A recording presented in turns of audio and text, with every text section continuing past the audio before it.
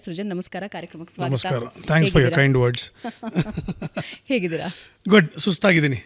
ಪ್ರಚಾರದ ಅಬ್ಬರದಲ್ಲಿ ಅಲ್ಲಿ ಇಲ್ಲಿ ಓಡಾಡಿಕೊಂಡು ಸಿನಿಮಾ ಮಾಡೋದೊಂದು ರೀತಿ ಇತ್ತು ಅಂದರೆ ಅದರ ಡೈರೆಕ್ಷನ್ ಮಾಡೋದೊಂದು, ಎಲ್ಲದಕ್ಕಿಂತ ಹೆಚ್ಚು ಅಂದರೆ ಒಂದು ಪ್ರಸವ ವೇದನೆ ಅಂದರೆ ರಿಲೀಸ್ ಸಿನಿಮಾ ರಿಲೀಸ್ ಮಾಡೋದು it's nothing less than a battle.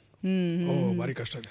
ಮೊದಲನೇ ಸಲ ನಿರ್ದೇಶಕರಾಗಿ, ಅಫಿಷಿಯಲಿ ಅಫಿಷಿಯಲಿ ಏನು ಕೇಳ್ತೀನಿ ಅಂದರೆ ಕಂಪ್ಲೀಟ್ ಎಲ್ಲದರಲ್ಲೂ ಇನ್ವಾಲ್ವ್ ಆಗಿದ್ದು. ಮುಂಚೆ ಆದರೆ ಬೇರೆ ಸಿನಿಮಾಗಳಲ್ಲಿ ನನ್ನ ಸ್ನೇಹಿತರು ಇವರು ಮಾತಾಡಬೇಕಾದ್ರೆ ಸ್ಕ್ರಿಪ್ಟ್ ಡಿಸ್ಕಷನಿಂದ ಹಿಡಿದು ಸೀನ್ಗಳು ಚೇಂಜ್ ಮಾಡೋದು, ಡೈಲಾಗ್ಗಳು, ಇದನ್ನೆಲ್ಲ ಒಂದು ಸ್ವಲ್ಪ ಮಾಡಿ ಒಂದು ಸ್ವಲ್ಪ ಐಡಿಯಾ ಇತ್ತು. ಇವಾಗ ಕಂಪ್ಲೀಟ್ ಫುಲ್ ಫ್ಲೆಜ್ ಆಗಿ ಒಂದು ಧೈರ್ಯ ಮಾಡಿದ್ದೀನಿ. ಇತ್ತೀಚೆಗೆ GST ಕಮ್ಮಿಯಾಗಿ ಎಲ್ಲ ಇತ್ತೀಚೆಗೆ ಕಾರು ಬೈಕ್ಗಳು ಜಾಸ್ತಿ ತಗೋತಾ ಇದ್ದಾರಂತೆ. ಆದರೆ ನಿಮ್ಮ ಸಿನಿಮಾ ಹೆಸರೇ GST ಆಗಿರೋದ್ರೆ I am curious. Car bike ತೊಗೊಂಡಿದಾರಲ್ಲ ಅದರಲ್ಲಿ ಬಂದು ಈ GST ನೋಡಿದ್ರೆ ಸಾಕಾಗಿದೆ. GST is like it's called ghosts in trouble. So ಇದೊಂದು ಏನಂತಾರೆ ಕ್ರಿಯೇಟಿವ್ ಲೀನಿಯನ್ಸ್ ತೊಗೊಂಡಿರೋದು GSNT. So that abbreviation. ಅದಕ್ಕೆ ತುಂಬ ಜನ ಅದೆಂಗೆ ಅಪ್ಪ ಕತೆ ಕನ್ವೆ ಆಗಬೇಕು, ನನಗೆ ಟೈಟ್ಲು ಎಲ್ಲರಿಗೂ ಕ್ಯಾಚಿ ಆಗಿರಬೇಕಷ್ಟೇ. ಸೊ ಅದರಲ್ಲಿ ಲಾಜಿಕ್ ಹುಡ್ಕೊಂಡು ಕೂರೋದಕ್ಕೆ ನಾನೇನು ಏನಂತಾರೆ ಅಷ್ಟೊಂದೆಲ್ಲ ತಿಳ್ಕೊಂಡು ಒಂಥರ ಬುದ್ಧಿಜೀವಿ ಥರ ಸಿನಿಮಾ ಮಾಡಿಲ್ಲ. ಜನರಿಗೆ ಎಂಟರ್ಟೈನ್ಮೆಂಟ್ ಕೊಡಬೇಕು. ಸೊ ಹಾಗಾಗಿ ಅದನ್ನು ಹಾಗೆ ಇಟ್ಟಿರೋದು.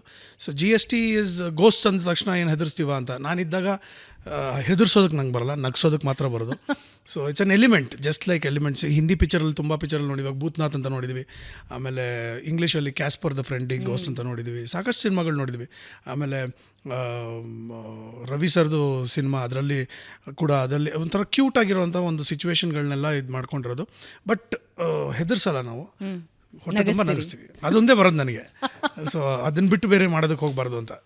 ಲವ್ಲಿ. ಅಂದರೆ ನಿಮ್ಮ ಜರ್ನಿ ಒಂದ್ಸಲ ಹಿಂಗೆ ತಿರುಗಿ ನೋಡಿದ್ರೆ ಆ್ಯಂಕರ್ ಆಗಿದ್ದೀರಾ, ಆರ್ಟಿಸ್ಟ್ ಆಗಿದ್ದೀರಾ, ನಿರ್ದೇಶಕರಾಗ್ತಾ ಇದ್ದೀರಾ, ಆ್ಯಂಡ್ ನಿಮ್ಮದೇ ಪ್ರೊಡಕ್ಷನ್ ಹೌಸ್ನಲ್ಲಿ ಹಲವಾರು ರೆಕಾರ್ಡ್ಗಳನ್ನು ನೀವು ಮಾಡಿದ್ದೀರಾ. ಹಾಗೆ ಇನ್ನೊಂಚೂರು ಹಿಂದಕ್ಕೆ ಹೋದರೆ ನಿಮ್ಮ ತಂದೆ, ಬಹುಶಃ ಲೋಕೇಶ್ ಅವ್ರ ಬಗ್ಗೆ ಮಾತಾಡಬೇಕು ಅಂತ ಹೇಳಿದ್ರೆ ಒಂಚೂರು ಇನ್ನೊಂದು ಸ್ವಲ್ಪ ಎಲ್ಲ ತಿಳ್ಕೊಂಡೇ ಮಾತಾಡಬೇಕು ಅಂತ ಅನಿಸುತ್ತೆ. ಯಾಕೆಂದರೆ ಅವರ ಒಂದೊಂದು ಸಿನಿಮಾಗಳು ಒಂದೊಂದು ಗ್ರಂಥ ಬರಿಬಹುದು ಅಂತ ಅನಿಸುತ್ತೆ. ನಿಮ್ಮ ತಾತ, ನೀವು, ಆ್ಯಂಡ್ ಐ ಆಮ್ ಕ್ಯೂರಿಯಸ್, ಇದರಲ್ಲಿ GSTಯಲ್ಲಿ ಒಂದೇನೋ ಸ್ಪೆಷಲ್ ಇದೆ ಅಂತ ಕೇಳ್ಪಟ್ಟಿದ್ದೀನಿ. ನನಗೆ ಗೊತ್ತಿದೆ ಅದೇನು ಅಂತ, ಬಟ್ ಅವ್ರ ಸೃಜನ್ ಅವ್ರ ಹತ್ರನೇ ನಾನು ಅದನ್ನು ಹೇಳಿಸ್ತೀನಿ. ಬಟ್ ಸ್ವಲ್ಪ ನಿಮ್ಮ ಜರ್ನಿ ಬಗ್ಗೆ ಮಾತಾಡೋಣ, ಬರೋಣ ವಾಪಸ್ GSTಗೆ. ಹೌಸ್ ಲೈಫ್ ಹೇಗಿದೆ? Good. I have no regrets. ಇದನ್ನು ಸಾಕಷ್ಟು ಕಡೆ ಹೇಳಿದ್ದೀನಿ. ಏನಕ್ಕೆ ಅಂದರೆ ups and downs in life and career is a must. ಯಾಕಂದರೆ ಮನುಷ್ಯನ ಗ್ರಾಫ್ ಹಿಂಗಿದ್ರೆ ಬದುಕಿದ್ದಾನೆ ಅಂತ, ಹಿಂಗೇ ಇದ್ರೆ ಸತ್ತೋಗಿದ್ದಾನೆ ಅಂತ. ಸೊ ಈಸಿಲಿ ಯಾವಾಗಲೂ ಹಿಂಗೆ ಇರಬೇಕಂತೆ. ಮೇಲೆ ಕೆಳಗೆ ಹೋಗ್ತಾ ಇದ್ರೇ ನಾವು ಚೆನ್ನಾಗಿದ್ದೀವಿ ಅಂತ. ತುಂಬ ಹೈ ಇದೆಯಾ, ಡೌನ್ ಜಾಸ್ತಿ ಇದೆಯಾ? ಅಲ್ಲ, ಡೌನ್ ತುಂಬ ಇಳಿದು ಬಿಟ್ಟಿದ್ದೆ, ತುಂಬ ಡೌನ್ ನೋಡಿದ್ದೀನಿ. ಇವಾಗ ಸಿ ಲೆವೆಲ್ಗೆ ಬಂದಿದ್ದೀನಿ. ಇನ್ನೇನಿದ್ರು ಇವಾಗ ಒಂದು ಸ್ವಲ್ಪ ನಾವೇನಾದರೂ ಒಂದು ಟ್ರೆಕ್ಕಿಂಗ್ ಮಾಡಬೇಕಾಗುತ್ತೆ. No, I have no regrets because 92 years of Sati Sulochana 1934 release ಆಗಿದ್ದು. ಅದಕ್ಕೆ ಹಿಂದೆ ಕೂಡ ಒಂದು ಆಲ್ಮೋಸ್ಟ್ ಒಂದು 10-15 ವರ್ಷಗಳು ನಮ್ಮ ತಾತ ಅವರು ರಂಗಭೂಮಿಯಲ್ಲಿರ್ಬೋದು, ಸಿನಿಮಾಗಳು, ಮೂಕಿ ಚಿತ್ರಗಳಲ್ಲಿ ಎಲ್ಲದರಲ್ಲೂ ಕೆಲಸ ಮಾಡ್ತಿದ್ದವರು. ಈಗ ನನ್ನ ಮಗ 4ನೇ ತಲೆಮಾರು, ಸೊ 4th ಜನರೇಷನ್. ಆ್ಯಂಡ್ ಒಂದು ಕಲೆ, ಎಸ್ಪೆಷಲಿ ನಮ್ಮ ಸಿನಿಮಾ ಮತ್ತು ರಂಗಭೂಮಿ, ಟೆಲಿವಿಷನ್ನು, ಈಗಿನ ಯೂಟ್ಯೂಬು, ಆಮೇಲೆ ರೇಡಿಯೋ, ಇದೆಲ್ಲ ಲೆಕ್ಕ ಇಟ್ಕೊಂಡ್ರು ಒಂದು ವಂಶವನ್ನು ಒಂದು 100 ವರ್ಷ ಕಾಪಾಡುತ್ತೆ ಅಂದರೆ how can I have any complaints? I can't complaint because ನನಗೆ ನನ್ನ ತಂದೆ ಯಾವುದೇ ರೀತಿಯಾದಂಥ ಒಂದು ಬಡತನ ತೋರಿಸಿಲ್ಲ. ಅಂದರೆ ಸುಖದ ಸುಪ್ಪತ್ತಿಗಳು ಬೆಳೆಸಲಿಲ್ಲ ನಮ್ಮನ್ನು.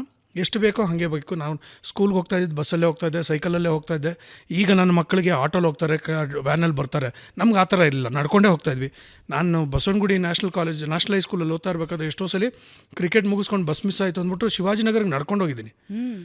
So all these things are there. So and ನಮ್ಮ ತಾತ ಕೂಡ ಅವರ ಕೊಡುಗೆ ಬಗ್ಗೆ 90 ವರ್ಷಗಳ ಆದಮೇಲೂ ಈ ರೀತಿ ಕೂತ್ಕೊಂಡು ಮಾತಾಡ್ತೀವಿ ಅಂದರೆ I don't think I can have any complaints toward the industry.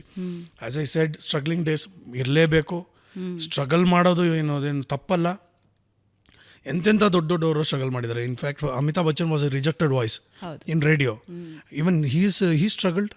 And all the big names ನಮ್ಮ ಇಂಡಸ್ಟ್ರಿಯಲ್ಲಿ ತೊಗೊಂಡಂಥ ಎಲ್ಲ ಹೆಸರುಗಳು ಅವ್ರವ್ರು ಕಷ್ಟಪಟ್ಕೊಂಡೇ ಬಂದಿದ್ದಾರೆ. ಅವ್ರು ಅಲ್ಲಿಂದ ಬಂದ ತಕ್ಷಣ ಅಲ್ಲ. And that journey it self is beautiful ಅಲ್ಲ. ಇಫ್ ಯು ಡೋಂಟ್ ನೋ, ಅದು ಹೆಂಗೆ ಅಂದರೆ ಮಕ್ಕಳು ಬೀಳಬೇಕಂತೆ, ಬಿದ್ರೇ ಅವ್ರು ನಡೆಯೋದು ಕಲಿಯೋದು ಅಂತ. ಸೊ ಹಾಗಾಗಿ ಅಂಬೆಗಾಲು ಇಟ್ಕೊಂಬರ್ಬೇಕು, ನಡಿಬೇಕು, ಬೀಳಬೇಕು, ಅಳಬೇಕು, ಗೋಡೆ ಹಿಡ್ಕೋಬೇಕು, ನಡಿಬೇಕು, ಆಮೇಲೆ ಅದ್ರ ಪಾಡ್ಗೆ. So it's journey and I am enjoying it. Of course stressful, lovable, enjoyable at the same time. I am just going with the flow. ನನಗೆ ಇಂಡಸ್ಟ್ರಿಯ ಬಗ್ಗೆ ಯಾವ ಕಂಪ್ಲೇಂಟ್ಸು ಇಲ್ಲ.